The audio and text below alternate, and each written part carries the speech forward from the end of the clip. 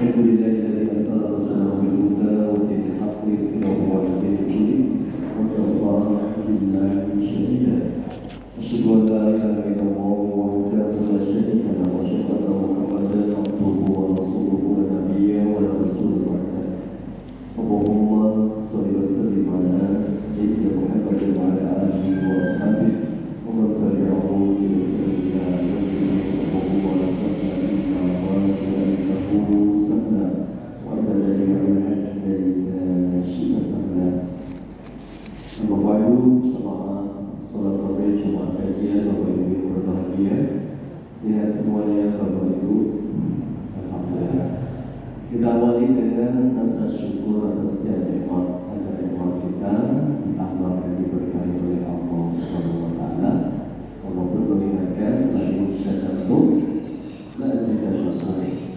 Kamu kalau bersyukur pasti aku tampak berjanji Allah.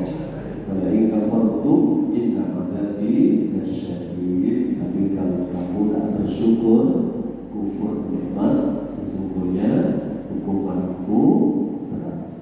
Ada nikmat yang pernah kita miliki kemudian hilang, sebabnya adalah tidak bersyukur. Ada banyak kisah-kisah dalam Al-Quran tentang kejadian-kejadian sebelum Rasul terdahulu juga mengalami bahwa unsur syukur itu dimulai dari hamba. Maka man yashkur fa innama yashkuru li nafsihi. Siapa yang bersyukur, sungguh kebaikannya kembali ke dirinya sendiri. Baik, terakhir kemarin kita tuntas membahas surat As-Saff ya. Surat As-Saff itu diakhiri dengan permintaan Allah ya ayyuhalladzina amanu kunu ansarallah. Wahai orang-orang yang beriman, jadilah kalian ansar. Apa ansar? Allah, agama Allah, sebagaimana Isa bin Maryam berkata kepada Hawari. Siapa Hawari? Pengikut setianya. Man ansari ilallah. Siapa yang akan menjadi penolongku dalam berdakwah kepada Allah? Qala Hawariyun, Hawari menjawab, nahnu ansarullah. Kami yang akan menjadi penolong-penolong agama Allah. Fa'amana ta'ifatul, maka sebagian kelompok min Bani Israel dari Bani Israel beriman. Wa kafara ta'ifah, sebagian kufur. Begitulah dakwah selalu memecah antara yang mukmin dengan kafir, yang benar dari yang salah. Itu dakwah. Nabi yang sama Rasulullah itu dulu sebelum jadi Rasul, Mekah itu kompak. Apa jumlahnya? Berhala. Ya, meskipun nanti hari ini malam ini setelah As-Saff selesai kita masuk surat Al-Jumu'ah. Nanti diterangkan kondisi bangsa Arab sebelum kedatangan Rasulullah. Tadinya bagus Al-Ladin dan Ibrahim. Kan penduduk Arab itu penduduk pertamanya siapa? Mekah. Hajar. Ibunda Hajar bersama Ismail ya. Kemudian doa Nabi Ibrahim itu ya Rabbana, ada panjang doanya di surah Ibrahim ya. Salah satunya itu Faj'al afidatan minan nasi tahwi ilaihim. Ya Allah, jadikanlah hati-hati manusia condong kepada mereka. Siapa mereka itu? Anak dan istri hamba. Kemudian datanglah musafir ya, menetap di situ, berumah tangga, menikah, berumah tangga, ikut agama Nabi Ibrahim, Islam. Nabi Ismail ya, meneruskan jejak dakwah ayahnya terus sampai datanglah Abdullah bin Luhai, yaitu orang Mekah yang pertama kali membawa patung ke Mekah dari Syam. Syam itu dulu dikuasai oleh Romawi. Dibawalah satu patung, dua terus sampai ada patung-patung berlanjut di sekitar abad 360 ya dalam surat Al-Qur'an. Itu Nabi hijrah dari Mekah ke Madinah masih begitu. Begitulah dakwah, selalu memisah antara yang kufur dengan yang iman. Maka sebagian Bani Israel beriman kepada Nabi Isa, maka Farad sebagian kufur kepada Nabi Isa. Fa'ayyatan ladina amanu, kami berikan kekuatan kepada orang-orang yang beriman di atas musuhnya, atas dohirin, sehingga mereka unggul menang di atas musuh-musuhnya. Nah, ini yang pembahasan akhir surat Al-Jumu'ah yang kemarin kita bahas dan kita alhamdulillah. Secara urutan turunnya surat setelah As-Saff itu adalah Al-Jumu'ah, sama dengan pasti dengan urutan di sini. Kalau di sini kan dari Al-Baqarah, Al-Fatihah, Al-Baqarah, Ali Imran, An-Nisa, Al-Maidah, Al-A'raf, Al-Anfal terus sampai An-Nas ya. Ini yang urutan surat di mushaf tadi ini. Kalau urutan turunnya surat dimulai dari Iqra.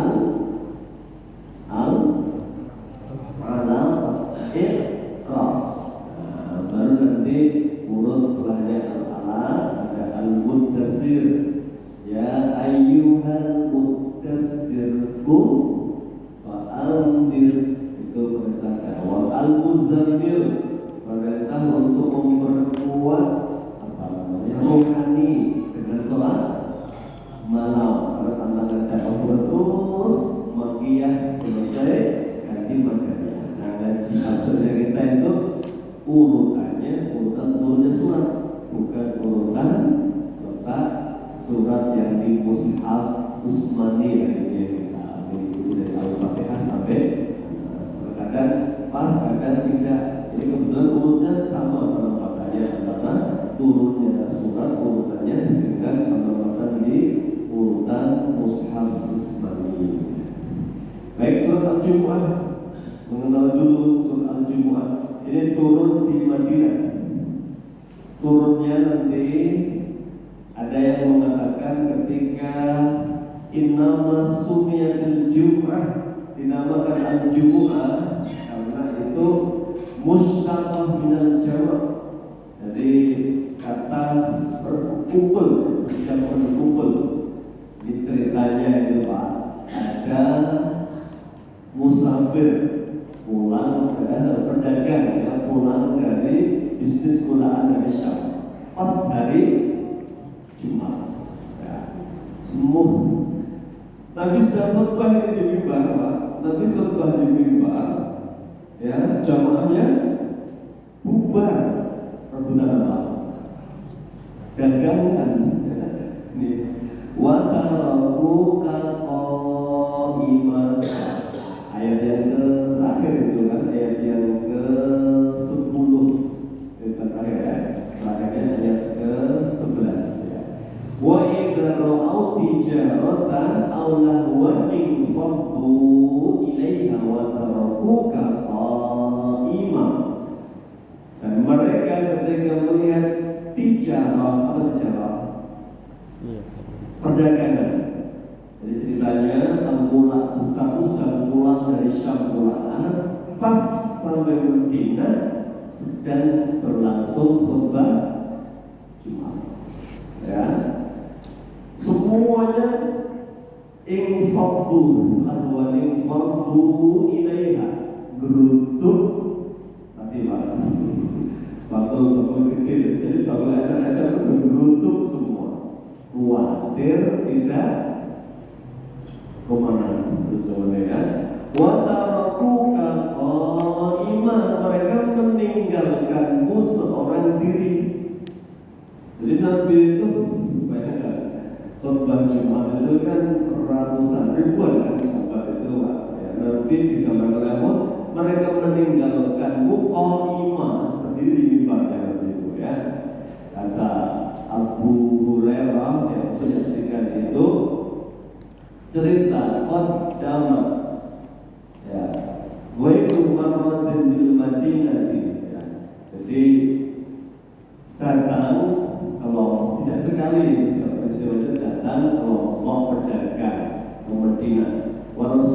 sallallahu alaihi wasallam yakhutubu, Nabi sedang khutbah, fakharajan nasu, manusia bubar mengelilingi pedagang tadi, ya. Wa yabqa ithna asyara rajul, yang tersisa itu hanya 12 sahabat, di antaranya Abu Bakar, Umar, Utsman, Ali. Berarti yang bubar berapa? Sama masjid kan, kecuali 12 orang. Ya, Abu Bakar, Umar radhiyallahu anhu, yang disebut tadi riwayat dari sahabat-sahabat Sahih Muslim, warawah Muslim fi sahih, hadisnya sahih ya, riwayat Muslim dari Jabir bin Samurah. Jadi Nabi seorang diri ya. Allah perintahkan Rasul sampaikan kepada mereka yang rebutan dagangan itu, kul ma'indallahi khairun minal lahmi wa minal tijarah. Pahala yang disiapkan oleh Allah lebih baik daripada hal-hal yang merugikan itu dan dari tijarah yang mereka perebutkan. Allah dan Allah sebaik-baik pemberi rezeki. Ini sebelum turun perintah larangan berjual beli saat akan khutbah, saat akan Jumat berkumandang. Karena yang nanti idza nudiya lis-salati min yaumil Jumu'ah, kalau sudah dipanggil untuk hadir di sholat Jumat, maksudnya dan fas'au ila dzikrillah wa dzarul bai'ah. Nah, itu sekilas ya sebab nuzul dari surat Al-Jumu'ah. Tafsir suratul Jumu'ati wa hiya madaniyatun. Tafsir surat Al-Jumu'ah ini turun di kota Madinah. Ali bin Abbas wa Abi Hurairah radhiyallahu anhu, ada sebuah hadis diriwayatkan dari sahabat Ibnu Abbas dan Abu Hurairah. Dua-duanya sahabat yang banyak meriwayatkan hadis. Anna Rasulullah sallallahu alaihi wasallam, bahwa Nabi sallallahu alaihi wasallam kana yaqra'u fi suratil Jumu'ati, Nabi terkadang pas sholat Jumat membaca suratil Jumu'ah. Surat Jumat yang dibaca Nabi, wal munafiqin, ayat pertama baca surat Al-Jumu'ah, yusabbihu lillahi ma fis samawati wa ma fil ardil malikil qudusil azizil hakim, yang dibaca Nabi. Surat pertama. Rakaat kedua, wal munafiqin, surat Al-Munafiqun, idza ja'akal munafiquna qalu Rasulullah. Itu sebagian riwayat menyebutkan Nabi membaca Al-Jumu'ah rakaat pertama, Al-Munafiqun rakaat kedua. Kepanjangan nggak Pak kalau baca ini imamnya di tempat kita? Ketahuan ya. Kalau yang sering dibaca apa? Itu pasti Sabihis sama Al-Ghusl ya. Sabihis rabbikal a'la sama Al-ataka hadithul ghasyiyah. Memang itu juga diriwayatkan yang sering dibaca Nabi. Nah, jadi beliau kadang Al-Jumu'ah, Al-Munafiqun, kadang Sabihis sama Al-Ghasyiyah.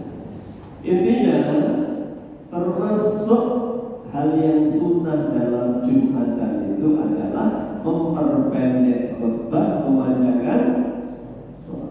Itu sunnahnya. Jadi jangan dibalik, khutbahnya panjang, sholatnya pendek. Ini tak Jumat. Jumatan itu juga perlu melihat apa? Jamaah.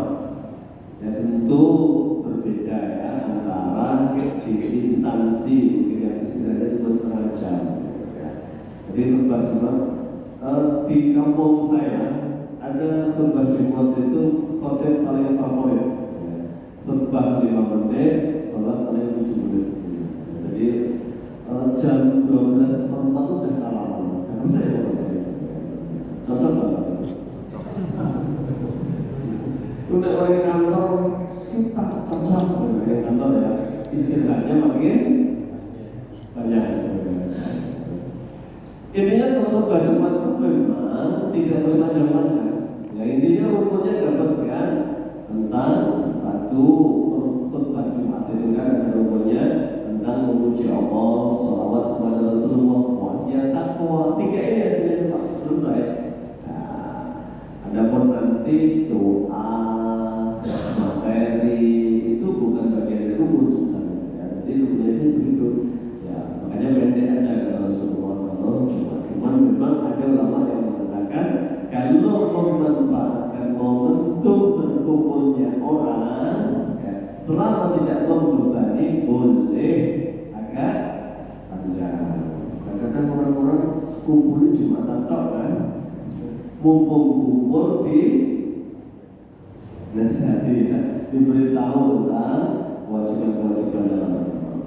Baik itu Pak, jadi nanti ada yang sholat masjidnya rakaat pertama Jumat, rakaat kedua munafikun, ya sabar. Memang itu sunnah Rasulullah SAW, beliau membaca dua surat ini ya. Baik, kita masuk ayatnya. Ada 11 ayat surat Al-Jumu'ah. Ayat yang pertama, Allah berfirman, yusabbihu lillahi ma fis samawati wa ma fil ardil malikil quddusil azizil hakim. Yukhbiru ta'ala annahu yusabbihu lahu ma fis samawati wa ma fil ardi ay min jami'il makhluqati natiquha wa jamiduha. Allah mengabarkan semua yang di langit dan yang di bumi, baik makhluk, baik itu benda mati atau benda hidup, semuanya bertasbih kepada Allah. Benda mati, benda hidup. Apa contohnya benda hidup? Ya. Makhluk hidup apa contohnya? Manusia, hewan, itu bertasbih tumbuhan kepada Allah Subhanahu wa taala. Jadi benda mati contohnya apa? Batu, ya, meja, apapun itu, ya, dengan izin Allah. Bahkan matahari itu menurut jenengan benda mati itu benda hidup, Pak. Makhluk hidup atau makhluk mati? Matahari. Benda mati ya. Ada dalam sebuah riwayat setiap malam matahari berbicara kepada Allah, minta izin untuk terbit kembali dari timur setiap paginya, dan diizinkan oleh Allah sampai nanti Allah menghendaki kamu terbit dari barat. Itulah hari kiamat. Ya, matahari berbicara, Allah mengizinkan. Besok banyak ayat-ayat di neraka juga gitu. Allah bertanya ke neraka, hari tadi sudah menungkah kamu? Itu pertanyaannya. Sudah menungkah kamu? Gitu. Neraka menjawab, ini masjid. Ada tambahankah ya Rabb? Itu neraka berbicara. Ya, itu pendapat di mana kalau kita mengikuti ilmunya itu kan, itu makhluk hidup, termasuk bumi. Dan dikatakan benda mati, bumi kita berbicara. Besok kan Allah perintahkan untuk bicara. Suratnya Az-Zalzalah dengan nama semua. Yauma idzin tuhaddisu akhbaraha bi anna rabbaka awhala. Yauma idzin, hari itu bumi berbicara tentang apa? Akhbaraha, semua kejadian di atasnya. Ada bumi namanya Sampangan misalnya, ada orang Sampangan misalnya, maksiat misalnya, gak laku, malaikat sudah mencatat, kitabnya ada, catatnya jelas, dia gak laku, besok bumi jadi saksi. Benarkah di atasmu jam segini hari ini fulan ini bermaksiat? Bumi akan mengatakan iya, karena dia bersaksi atas kejadian semua yang terjadi di atasnya. Maka guyonnya boleh maksiat tapi jangan di bumi, karena bumi itu jadi saksi. Jadi gimana? Nggak ada tempat tinggal manusia kan, harus di bumi itu guyonnya itu begitu, karena bumi itu berbicara. Jadi keterangan dari Ibnu Katsir semua bertasbih kepada Allah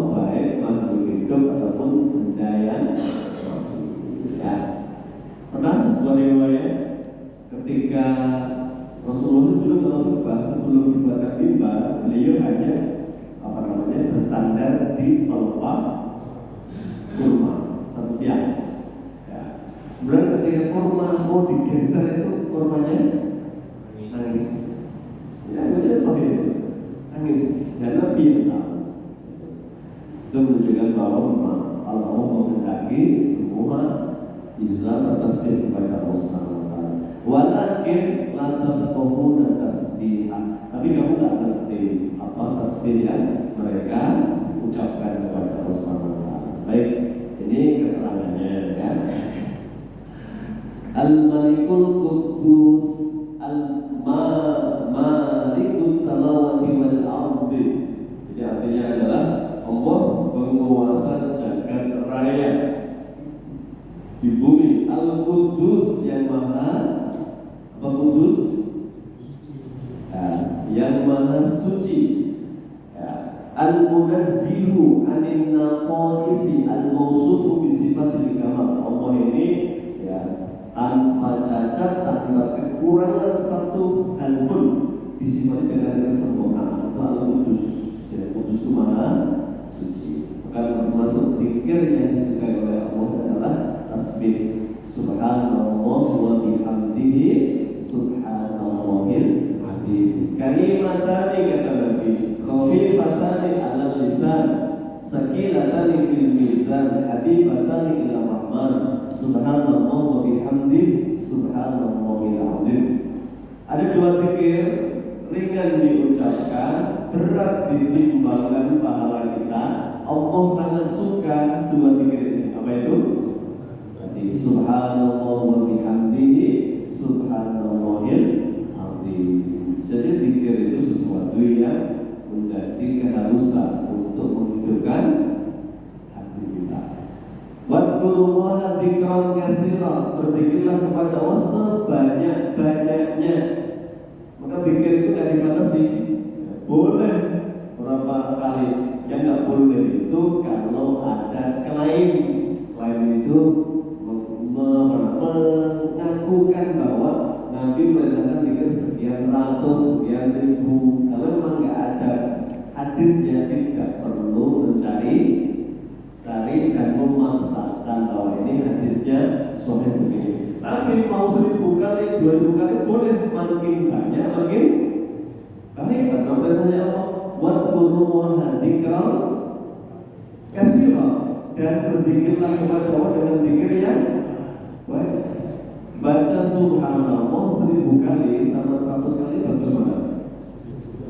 Bagus 1000 kan sebanyak-banyaknya. Sama Pak, saya mau menjawab polemik sedikit aja, jadi biar gak terlalu gampang membedakan orangnya. Ya. Puasa di Indonesia ini sudah melekat. Di bulan Dzulhijjah ada puasa Arafah tanggal 9. Ada puasa tanggal 8. Puasa apa namanya? Tarwiyah. Boleh nggak puasa tarwiyah? Ya. Puasa tarwiyah itu hadisnya nggak sahih. Puasa tarwiyah hadisnya nggak sahih. Ya. Bahkan sebagian mengatakan maudhu' atas itu nggak ada sumbernya puasa tarwiyah. Tapi Nabi bersabda, amal yang paling dicintai oleh Allah di 10 hari pertama adalah amal di bulan Dzulhijjah, termasuk puasa. Sebenarnya mau puasa tanggal 1 boleh nggak? Tanggal 3, tanggal 5, tanggal 8? Boleh. Berarti puasa tarwiyah itu ya boleh. Kenapa? Karena masuk amal utama 10 hari pertama di bulan Dzulhijjah. Cuman kalau mengatakan puasa tarwiyah adalah sunnah karena hadisnya begini, Rasul bersabda, itu yang namanya salah. Karena memang nggak ada hadis khusus tentang puasa tanggal 8 Dzulhijjah. Yang ada itu hanya tanggal 9 namanya puasa Arafah. Jadi orang yang puasa tanggal 8 bukan bid'ah, bukan sesat, ya sah saja. Yang salah itu ngaku-ngaku hadisnya cetor dulu.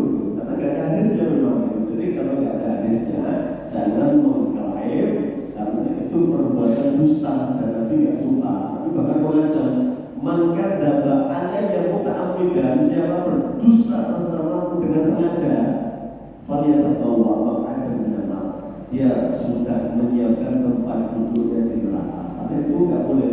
Ya, mengatakan Nabi bersabda, Nabi bersabdanya amal yang paling dicintai oleh Allah adalah 10 hari pertama di bulan Dzulhijjah. Mau puasa tanggal 9 saja boleh, 8, 9 boleh, 1 sampai 9 bagus. Coba jadi bukan sidik-sidik apa membelakang, menyalahkan. Karena hakikatnya ada hadis umum, ada hadis yang khusus. Hadis umumnya jelas, hadis khususnya tidak ada. Makanya dikembalikan ke makna umum. Baik, ini Al-Qudus yang Maha Suci. Ini zikirnya tadi Allah suka subhanallah wa bihamdihi subhanallah wa bihamdihi. Termasuk zikir yang disukai oleh Allah itu zikirnya Nabi Yunus. Apa itu? Biasanya kalau sedang banyak masalah, zikirnya ini kata Rasulullah, insya Allah segera diberi jalan keluar. La ilaha illa anta subhanaka inni kuntu minadh dhalimin. Itu suka ngomong dengan zikir itu. La ilaha illa anta, mengesahkan Allah, subhanaka, memuji Allah bahwa Allah sempurna, tidak ada satu kekurangan. Allah suka. Yang ketiga, Allah juga sangat suka orang itu mengaku salah. Ini untuk kembali saya salah, saya banyak dosa. Itu Allah suka. Jadi Allah mencintai hambanya yang bertaubat. Al-Aziz, apa Al-Aziz? Kata Imam Ibnu Katsir, taqaddama tafsiruha wa yumarrah. Tafsirnya sudah sering berulang-ulang. Yang terdekat kita sudah mengkaji surat Al-Mulk. Al-Mulk ayat yang kedua. Alladzi khalaqal mauta wal hayata liyabluwakum ayyukum ahsanu amala wa huwal azizul ghafur. Apa Al-Aziz? Al-Aziz Al-Azim Al-Mani Al-Jannah wa huwa dzalika ghafur liman taba ba'da ma'asahu wa in kana ta'ala azizan ma'adzalika. Aziz itu maha perkasa, mampu menghukum. Allah itu ya Al-Aziz. Tapi Al-Hakim, Allah itu apa hakim? Maha bijaksana. Tidak mungkin Allah menghukum orang sampai mengetahui kesalahannya. Ya. Maka dalam konteks keadilannya Allah ada satu ayat, wa ma kunna mu'adzibina hatta nab'atsa rasula. Kami tidak akan menghukum seseorang sampai mengutus rasul. Nah, rasul itu kalau zaman ada Rasulullah, karena beliau itu nabi rasul terakhir, berarti sampai mengutus Rasulullah. Ya. Kalau sepeninggal rasul, berarti rasul itu diartikan adalah dakwah atau ilmu. Ya. Maka pertanyaan malaikat penjaga neraka diabadikan oleh Allah, kullama ulqiya fiha faujun sa'alahum khazanatuha alam ya'tikum nadhir. Apa itu? Ya, kullama ulqiya fiha faujun sa'alahum khazanatuha alam ya'tikum nadhir. Setiap ada golongan yang dimasukkan ke dalam neraka, pertanyaan penjaganya apa? Surat Al-Mulk tadi ayat ke-8. Setiap ada penghuni neraka baru masuk, belum ke dalam neraka, pertanyaan penjaga neraka, malaikat. Siapa namanya penjaga neraka? Malaikat Zabaniyah. Alam ya'tikum nadhir. Alam ya'tikum, bukankah sudah ada yang mendakwai kamu, memberi peringatan kamu gitu. Jadi bahasa dunia itu ada SOP-nya ya Pak. SOP-nya itu menjelaskan isi bensin apa SOP-nya.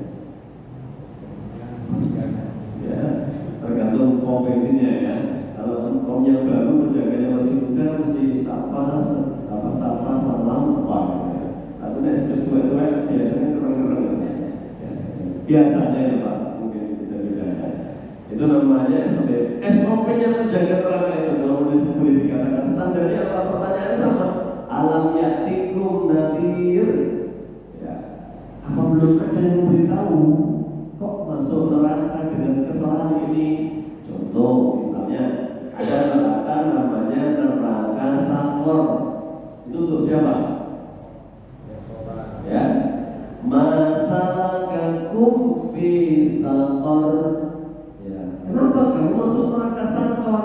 Jawabannya qalu lam nakum minal musallin. Dulu kami tidak sholat. Pertanyaannya, ada enggak orang Islam tidak tahu kalau sholat itu wajib? Ada? Kalau ada, Allah akan ampuni. Kalau memang ada benar-benar nggak tahu kalau sholat itu hukumnya wajib. Makanya Allah menjanjikan tadi Al-Hakim, Allah itu penuh maha bijaksana, tidak akan menghukum sampai mengutus Rasul atau sampai ilmu. Nah, kita pernah bahas termasuk udur itu tidak dihukum oleh Allah karena bodoh. Nah, kebodohan itu yang ditolerir itu dari 4 golongan. Ini dibahas, saya ulang nih, hadis riwayat Tirmidzi. Ada 4 golongan yang diuji. Ini orang ini kesalahannya banyak kalau dicatat malaikat itu ya. Dia nggak sholat, dia nggak menjalankan kewajiban-kewajibannya. Ada 4 golongan. Ditanya, besok dibangkitkan 4 golongan ini. Yang pertama, seorang laki-laki yang tuli. Dia bodoh, dia nggak ngerti apa-apa. Maka pertanyaan malaikat, alam ya'tikum nadhir, apa nggak ada dakwah? Apa nggak ada pengajian? Ya. Dia jawab, ada tapi nggak tahu. Kok nggak tahu? Saya sejak kecil budak, menjauh tuli. Berarti mau budak di aman. Mau budak tidak belum rasolannya aman mas. Mau budak nggak ngerti soal itu hukumnya. Itu bisa dibagikan ya Allah. Betul-betul Allah tidak akan menghukum orang yang bodoh. Dan orang bodoh yang diberi udur hanya yang 4 kondisi tadi. Yang pertama, orang yang tuli. Yang kedua adalah orang yang junun. Apa junun?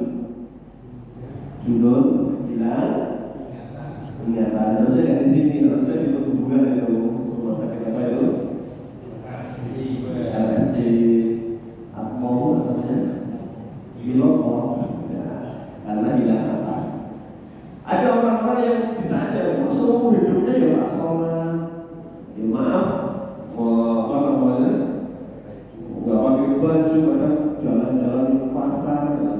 Jadi mau edan bebas, mau edan bebas nggak? Bebas. Makanya mau edan tidak pakai, kok nggak sholat? Kan catatan mereka lengkap. Dia katakan sekarang, kok bisa nggak tahu? Apa nggak ngaji? Enggak. Kenapa? Dia jawab bahwa dia itu tidak punya akal. Yang ketiga adalah ajuz, orang yang sudah pikun, tidak ngerti. Ya mungkin orang pikun itu sudah hilang apa? Akal sama saja, karena kembali ke situ. Guyonannya Pak, ini nggak ada dalilnya, kalau tidak ada dalilnya, aku nggak tahu masalah ini. Guyonannya pikun memang enggak, dengan kasih godong sama duit 100. Nek cukup duit 100 berarti belum pikun. Karena ngerti? Ya, tapi nek cukup godong, ya itu sudah pikun kemungkinan. Ya. Itu sudah rufi al-walam. Orang ajus itu rufi al-walam itu nggak ada kewajiban agama untuknya. Karena dia sudah pikun. Nah, besok orang yang pikun itu akan juga ditanyakan. Caranya dia sudah sholat dan sebagainya. Yang terakhir Abdul Fattah. Siapa Abdul Fattah? Orang yang ada beberapa riwayat Abdul Fattah itu ada orang yang diutus hidup di antara Nabi Isa dengan Nabi Muhammad. Jadi nggak ketemu Nabi Isa sehingga nggak jadi pengikutnya, belum diutusnya Rasulullah sehingga nggak menjadi pengikut Rasulullah. Nggak sadar namanya Abdul Fattah.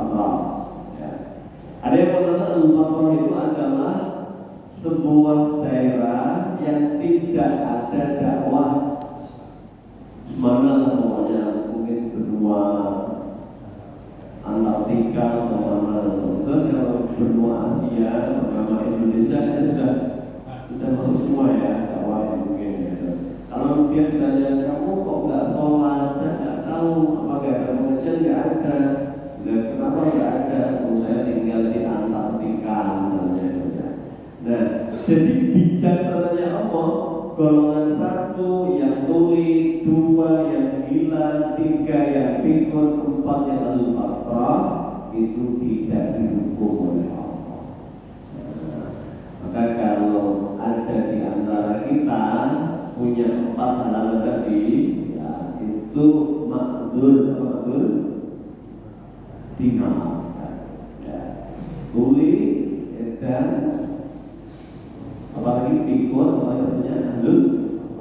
Tapi nah ini tertelinga, alhamdulillah pikiran waras, ya bisa bedakan duit satu sama bodong, ya kuring pendek semarang. Nah itu berarti kita nggak punya alasan ngomong saya nggak tahu, nah itu haram.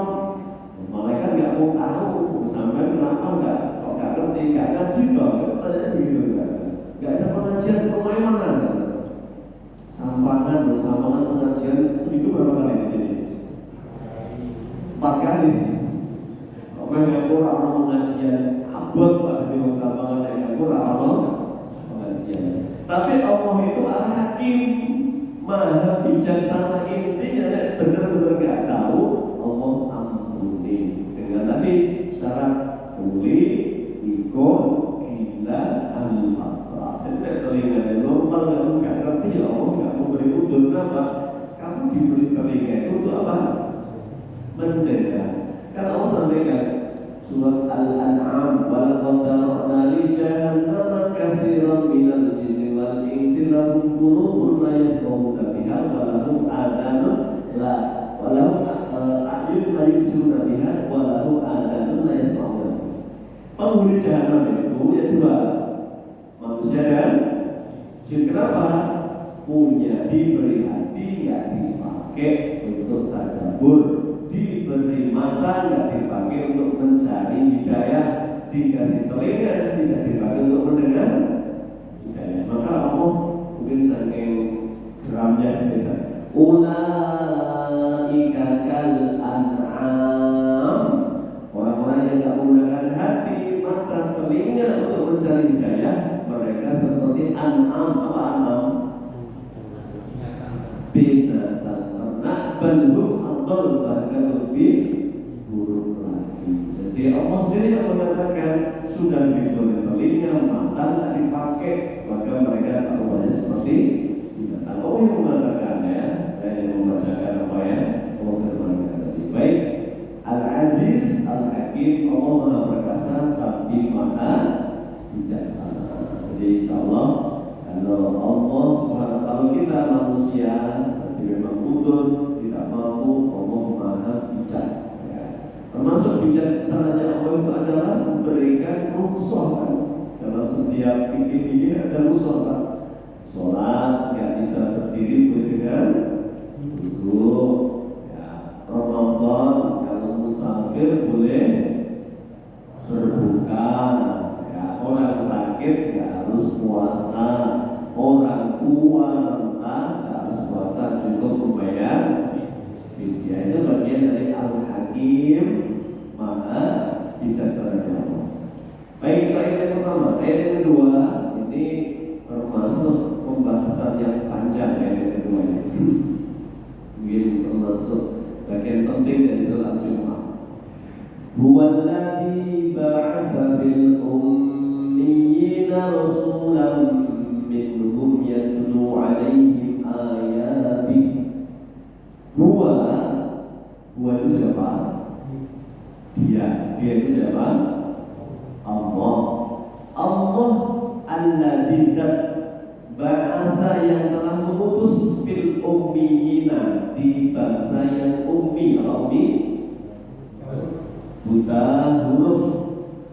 Allah yang telah mengutus di masyarakat yang buta huruf rasulan, seorang utusan. Siapa utusan itu? Muhammad. Minhum, dari kalangan mereka sendiri. Nah ini jadi menguatkan keterangan Rasulullah ketika membacakan firman Allah, ummatin rasulan, dan sungguh telah kami utus dari setiap umat seorang rasul. Nah, Rasulullah itu dari bangsa Arab. Maka nanti itu pesen Ahibul Araba, ini salah satu, cintailah Arab karena tiga. Jadi kita itu jangan benci Arab, dosa.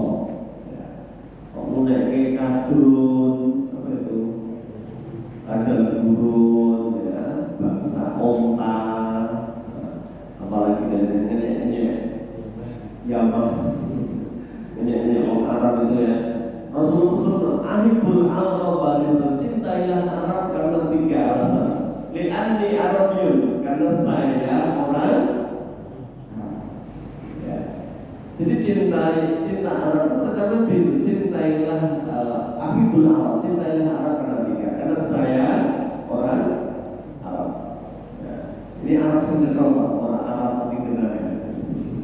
Arab jelas ya, Arab yang bagus. Yang kedua, li'anna al-Qur'ana Arabiyyah, karena Al-Quran itu berbahasa Arab. Yang ketiga, li'anna lughata ahli jannah Arabiyyah, karena bahasanya penghuni surga itu besok bahasa Arab. Jadi kan kuatkan nggak kayak bisa bahasa Arab, terus di surga mau ya di surga pintar semua, oleh Allah di surga pintar semua, soleh semua, ganteng semua, mudah semua. Di surga kan, surga itu sama nikmatnya, kecuali mungkin hanya level surga dan jannah ya. Kalau di dunia itu kan Allah SWT berikan manusia dengan berbagai ciri khasnya, ada bangsa merah, bangsa putih, bangsa hitam dan sebagainya. Baik, ini bangsa ummi. Jadi Rasulullah itu dari bangsa Arab, maka jangan benci Arab. Tapi juga tempatkan orang-orang yang ngaku keturunan Nabi terus ngomong kadang nggak berdasar ya. Katanya besok kamu ditanya mau karena jawab saja saya Habib siapa gitu. Nah itu ya berlebih-lebihan. Apalagi nanti di kuburan ditakoni ya, saya saya peserta pengajiannya Habib siapa gitu. Ini namanya tidak berdasar. Ya, dalam Islam itu betul bahwa bangsa Arab itu ada kemuliaan, tapi Rasul sudah menyampaikan inna akramakum indallahi atqakum. Yang paling mulia di antara kalian bukan bangsanya, tetapi apa? Takwanya. Maka Bilal dengan Abu Jahal tentu mulia siapa? Yang Bilal, meskipun Bilal itu budak, Abu Jahal itu bangsawan hebat, tapi karena dia tidak beriman tidak ada apa-apanya. Bahkan sesama Muslim yang masuk Islamnya sejak awal dakwah Nabi dengan yang belakangan derajatnya jauh. Khalid bin Walid bangsawan, ya, kemudian Abdullah bin Mas'ud itu penggembala kambing, tapi lebih mulia siapa di antara keduanya? Abdullah bin Mas'ud karena as-sabiqunal awwalun. Maka ketika Khalid bin Walid meremehkan Abdullah bin Mas'ud, marahlah Rasulullah. Beliau menegur, atas sebuah sahabat jangan mencela sahabat saya. Demi Allah Khalid, kamu kalau infakkan emas segede gunung Uhud, dan Abdullah bin Mas'ud infak dengan segenggam emas, pahalamu tidak akan mencapai separuh pahalanya Abdullah bin Mas'ud. Padahal saat itu saat gunung gede banget. Foto-foto sahabat Nabi mengatakan begitu.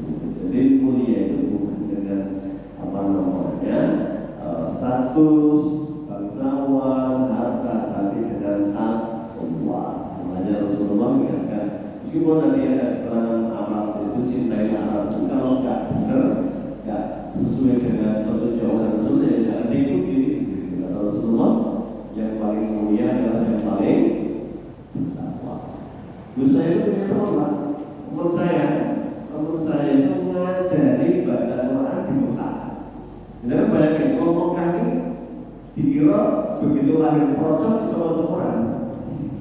Saya pernah teknik itu teman saya salah satu itu teknik sore itu lah, teknik di masjid di Arab, di apa namanya kampung-kampung Arab itu banyak mahasiswa Indonesia ngajar ngaji. Ya aku anak-anak kawat-kawat juga ada orang jangan dikira mau Arab itu mesti fasih langsung yang ngomongnya Arab, tapi kan beda pada Quran kan belum tentu ngomong Arab itu bisa baca Quran dengan baik, belum tentu. Jadi jangan dikira apa namanya Arab mesti beres itu semuanya. Juga ya, ya belum baca Quran dengan baik juga. Saya itu sampai dengan antum di sini ngapain? Saya kalau apa namanya pas ada jamaah umroh ya saya mutawifnya ya mendampingi itu. Tapi kalau nggak ada saya dampingi sendirian. Muridnya saya sendiri. Jadi bocah-bocah Arab juga belum tentu sudah pinter ngajinya atau Rasulullah kemuliaan itu bukan hanya dengan keturunan tapi yang benar-benar dengan takwa. Itu pernyataan dari Allah mengutus Rasulullah dari bangsa ya. Tujuannya apa? Yatlu alaihim ayati wa yuzakkihim wa yu'allimuhumul kitab wal hikmah wa in kanu min qablu lafi dhalalin mubin. Kesambung teman yang datang ini dahsyatnya metode pendidikan Nabi. Bangsa yang sesat, rusak, jahiliyah jadi istimewa dengan 4 metode. 1. Tilawah, tazkiyah, ta'limul kitab, ta'limul hikmah. Tadi dibahas oleh ulama. Jadi Rasulullah itu merubah bangsa rusak dengan 4 pekerjaan utama itu. 4 itu dan bangsa itu menjadi bangsa yang terbaik pada Allah. Sebelum kedatangan Rasulullah mereka dalam dhalalim mubin. Apa dhalalim mubin? Kesesatan. Barakallahu fikum. Insyaallah pada kita bahas pada pertemuan yang akan datang. Kita cukupkan untuk dengan doa.